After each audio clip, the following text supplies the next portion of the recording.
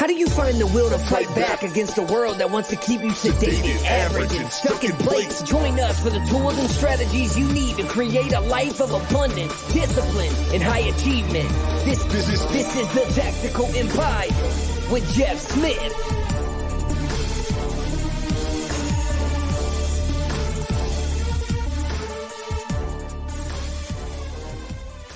Welcome to another episode of the Tactical Empire. Today I'm joined by Sean Ryder.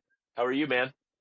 What's up, dude? We are trying to make some moves in the real estate game, trying to sell some stuff, trying to buy some stuff.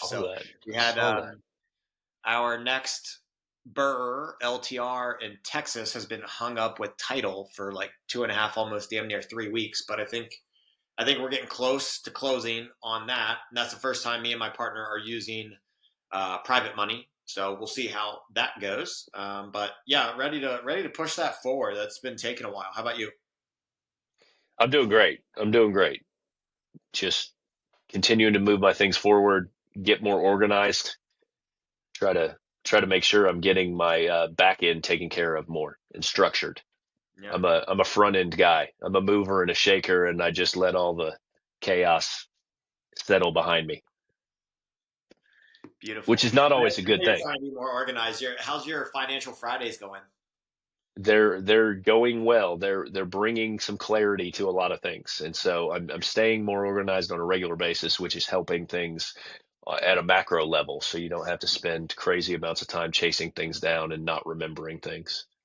Yes, I think with the changes in our life with wife going full time into businesses, and I've been staying on top of the finances more than we needed to when we just had the incomes coming in.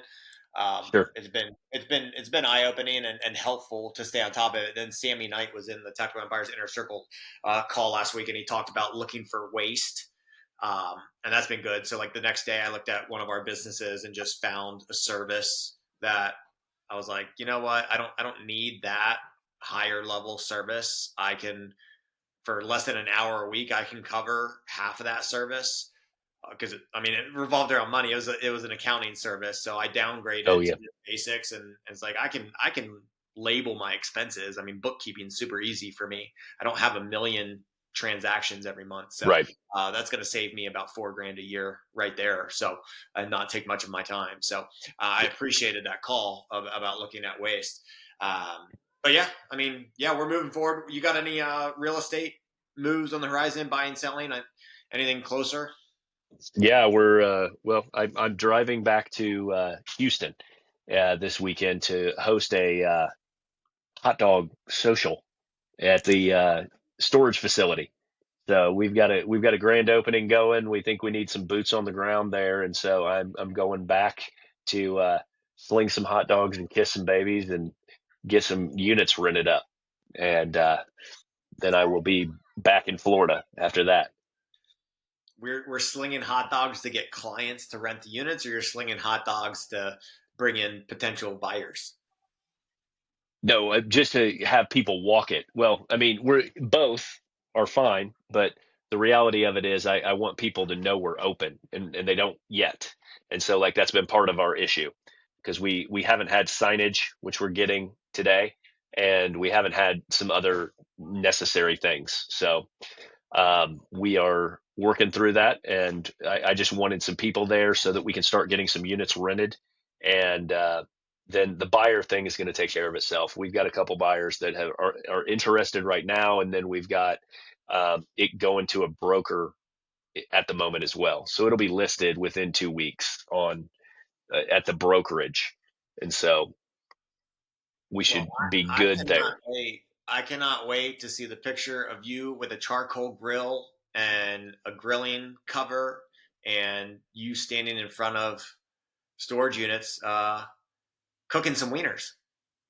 It's a small enough town that something just as low barrier as that is going to put enough word of mouth out that we're open that I think we'll see a big bump from it. So we'll see. Unless you burn the wieners. Don't burn the wieners. Don't piss people That's off. true. They want a good, long, hot wiener.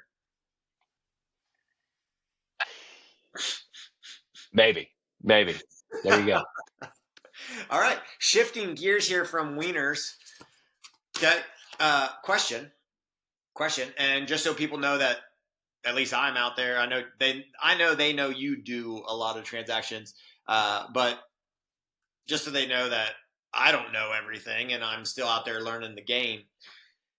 In this next deal, the Burr LTR, uh, we have not taken private money on any of them. I'm the financier, so I have my capital that we're using, but I wanted to know what it felt like to take private money. So we did not underwrite the deal with private money, and then I went and found the private money afterwards. So the private money makes the deal a little tight, and potentially, depending on the appraisal, yeah, at the end of the day, we may owe the private money more than what we get back. So what are your thoughts in today's market on, I mean, obviously the goal is not to lose $25,000, but you come out a couple thousand in the red potentially after the appraisal and you pay off private money. Is that, I know it's contextual and independent, but like, is that a strategy or a situation you found yourself in? At the end of the day, even if you're out 5 to 10 grand, in essence, you bought a property for 5 to 10 grand as opposed to 150 grand. So, what are your thoughts If- on that? Admit that's a mistake I made, is not getting the private money first and underwriting the deal with private money. But now, again, lesson learned, and we'll do it better on the next one. But what are your thoughts on that situation? Well, it's unrealistic. It's an unrealistic expectation to assume that you're going to get a bunch of houses for zero out of pocket, like true zero out of pocket. Yeah. Like, I mean, I think a realistic expectation of them is $5,000 to $10,000 of cash out of pocket. Sometimes it's 15, sometimes it's 25, but like at the end of the day, your equity is always parked in there. Your equity is like 50 grand. So like if it costs you $20,000, you've got 50,000, which is a net 30 grand to your net worth statement. Okay. Mm-hmm. And you've got the cash flow asset that is still sitting there.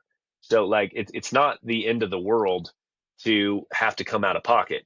And just so you know, it's unrealistic to assume that you're not going to come out of pocket at all on these, because generally you do have to contribute something, and the idea is get that thing as close to zero as you can, and that's the best case scenario, right? I mean, sometimes you can walk away with some more in excess, which is fine, but that's not something you should expect every time by any means. Mm. Well, fine. Episode over. Good. You you answered my question and made my feelings feel better. But Yes. no, I mean, yeah, I guess I got spoiled on the first two deals because the cash out refis came back more than what we put in. Now we ended up using the excess funds to be the 6 months of capital reserve, so we didn't pocket the difference, but it filled the coffers. So yeah, I mean, good answer. Makes me feel good. I guess that only really screws people over if they only have 20 grand extra and they got to pay off of private money, and then they have zero money. They got to make the next deal underwritten a little bit better. But is there any other comments to that, or any other general mistakes you've seen, or assumptions that people have that you can kind of wipe off the plate and correct it for them right now? Well, I mean, you have to understand it's still a really good deal. Let's say if you're talking a 150,000, $200,000 house and you're getting 50 to 70K in equity and it costs you 10 grand. Like that's a really good deal. I mean, people don't understand. I mean, not people don't understand that, but like it's also a safety play because if you need to chip away 20% and sell it for $30,000 less than you've got in it, you've still got a delta of 20K. So like if you've got 60K of equity in there, you knock $30,000 off the price to sell it fast, and you have $10,000 worth of equity. There's still 20 that you're taking back, and you're getting your original money back, your original principal back. And so that is, it should give you a level of security that feels pretty good, and there should be a couple $100 a month cash flow. Okay. So I think it's unrealistic when people say you can do it 0%. You can do it 0%, but you've got to really be underwriting aggressively, or not aggressively, like very well, that's why I tell the guys in the group when they're getting into long-term rentals, they just need to be underwriting 10 or 15 deals a day, and so they can get good at it, see what it looks like, see what repairs are like, understand all that. Um, because if you mess up those numbers, it only costs you money. Yeah. So, and it can run pretty fast. I mean, it's really easy to miss by $10,000. So that's actually shifting gears here just a hair. So there's two guys in the inner circle separately that I've discussed who are operators. They're real estate agents, but they have experience flipping homes. And they want to move faster. So I've had conversations with them about being a financial partner on flips. We have between the two of them, we've submitted three, which I think your gut reaction is going to be like three's not enough. We submitted three offers that we felt were competitive. We sometimes waived inspection. The last one we didn't, but they weren't accepted. And I don't know. I mean, we came in under asking price, so there's that issue. But like, Hmm. we also don't want to pay too much for homes. So like right now it's like, how do we get a deal? I know this is super broad strokes. I apologize. Like, how do we get fucking property under contract without wasting 4 months for only like 10 grand, right? Like, sorry if that offends some people, but like if you're fronting 150 to $200,000 and after 4 months you're only walking away with 10 grand, I feel like there's probably better deals out there. When we offer, I mean, we're looking for 50 to 65 grand to split between two people for 3 to 4 months. And it's just like, we're not going to overpay for a property. Yeah, you need to write a shitload more offers. Yeah. Like that's the bottom line. And you probably need to use some different sources. I would guess you're only using like the MLS Sure. right now because you're dealing with realtors. But I would be hitting up wholesalers, making offers with wholesalers. I'd be making offers with Facebook Marketplace. Like, so there's a lot of different opportunities to be underwriting deals and then making offers. And you really have to just, you have to cast a broader net. Mm-hmm. Is it how, and again, because I'm not an operator, and so like I trust these guys just because they have some experience, but like I do worry about non-inspection offers if you've only like walked the property, right? How easy is it to find foundation issues, roofing issues, the main five that we talk about: Yeah. plumbing, electrical, HVAC, roof, foundation, I waive from like inspections just on one. almost every property I've ever bought. Sorry, I interrupted. Say I, that again for the people. I said I waive inspections on almost every property I've ever bought. I mean, like those things, foundation, roof, things like that are very easy to tell. Um, you don't need to do like a big deep dive, and you've got like I don't know that it's a good idea all the time, but the better understanding that they have of the area is important. So like you can get enough reps in a certain area. So if they're flipping in a certain zip code or something like that, Mhm. they can have a clear enough understanding on like this property was built in 1963 and so were all these. Like I know exactly what issues they're going to face because I've done three of these. And so these are the main things we need to look for. And and at that point it would be okay to maybe waive inspections, but you need to have an understanding of what you're dealing with and the potential pitfalls because some of them can be expensive, and so you've got to really understand that. And but most of the time, a savvy general contractor or flipper can walk a property and identify those things. So is that what you do now that you're traveling? You have a GC that walks them, or are you just, how do you do that? Well, yeah, I've got people that go over and look at them, and then I'll have bids shot on them, and they tell me what's going on. I only use a couple guys, and so we look for the main things that are going on, and you can tell all that stuff very easily. Like foundation is a huge one because it can run from like zero to infinity cost wise, Mm-hmm. and so you have to be clear if you're buying in Texas. Other places are not as strange, but we're built on sand, so it's a little different. And but the roof is a really easy one to tell. Like they should have the information on how old the roof is. If it's over 15 years, you're going to have to replace it at some point, but it should last 25. So then it's just a visual on how does it look? Is it beat to shit or like is it fine? Um, are there water spots in the house? Because like sometimes that's just a simple maintenance thing, like nailing and tarring the shingles, stuff like that. Like your guys should be able to walk that and tell that is what I'm saying. Yeah, Like yeah. your HVAC is a certain age. You can look at it and tell how old it is. Like, does it need replaced? Most of the time, if you're going to be flipping, you want to replace all of this stuff. So you should underwrite to replace all of the large mechanicals so that they're buying a brand new house from a large expense output Yeah. standpoint. That's going to allow you top dollar in the marketplace.